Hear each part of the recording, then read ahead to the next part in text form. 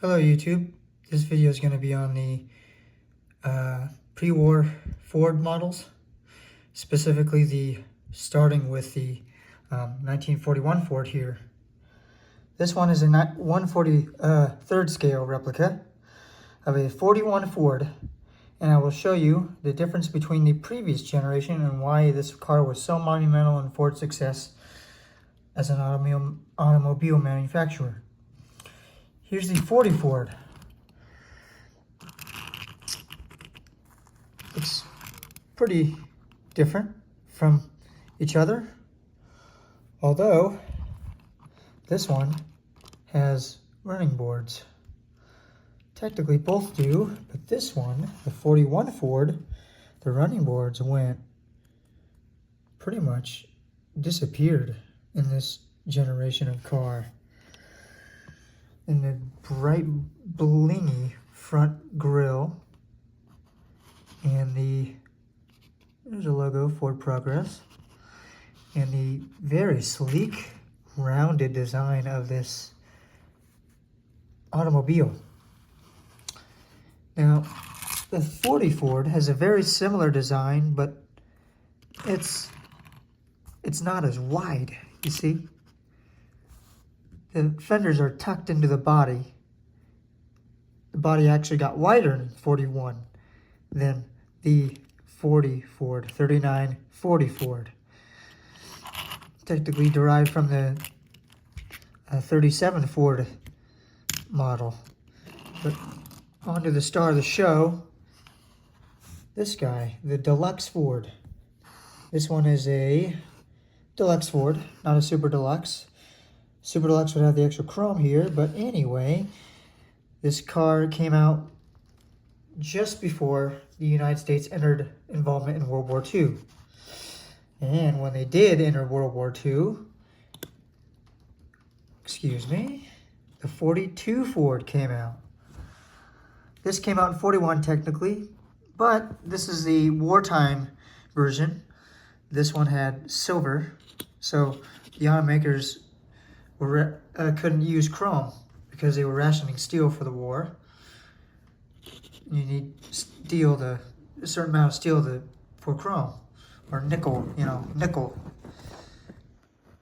and alloys, different alloys to make stainless to chrome. And stainless was an experimental metal at the time, so it wasn't widely used until later in the war. But this is the 42 Ford, much different from the 41. Much different facelift. This one had a 3-piece front fender, so you can make easy repairs on minor dings and dents. But this one was a 2-piece, up and down, and a Mercury-like front grille with an Art Deco, almost Empire State Building look to it. Ford logo on the emblem there. The marker lights. First time Ford used marker lights in the fenders. And then 41 they're on top here. And anyway, to the 42 Ford, when we entered the war, this was one of the only cars that was ever produced through the entirety of the war, from March 42 onward. I'll explain these letters in a second. These were the mileage stickers. So the government and essential vehicles had an X on them as unlimited miles. So police cars, firefighters, military, as this one was, or government contractors. Military insignia, but this one has distinct taillights, new taillights, horizontal. They're vertical here. And this was made from 42 all the way into the duration of the end of the war in 1945. And when the war ended, or during 1945, during the war, Ford resumed production of their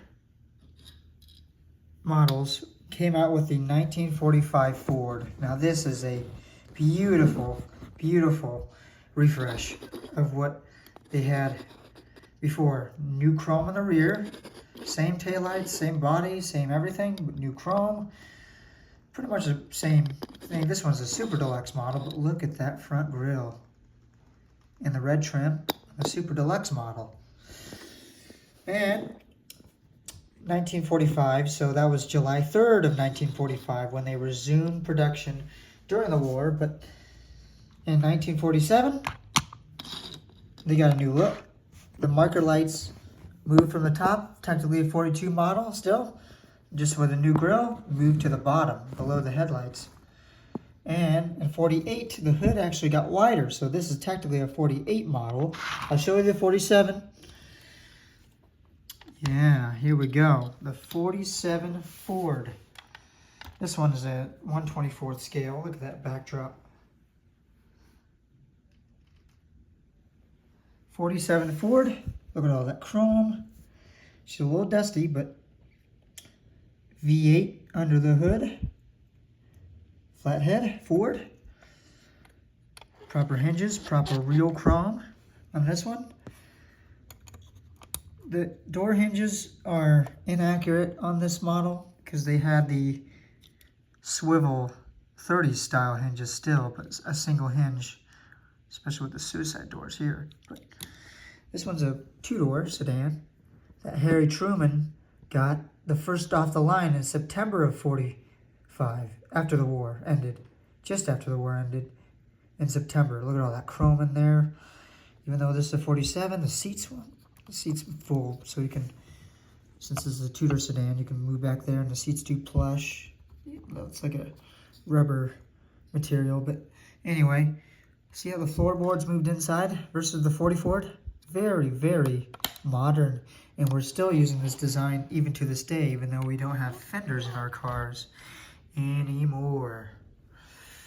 So, a beautiful representation of the first post-war cars in the United States, post-World War II. And here at Ford Motor Company is where it all went down. They weren't terribly different from when they came out in 41, or they were incredibly different from the 40 Ford.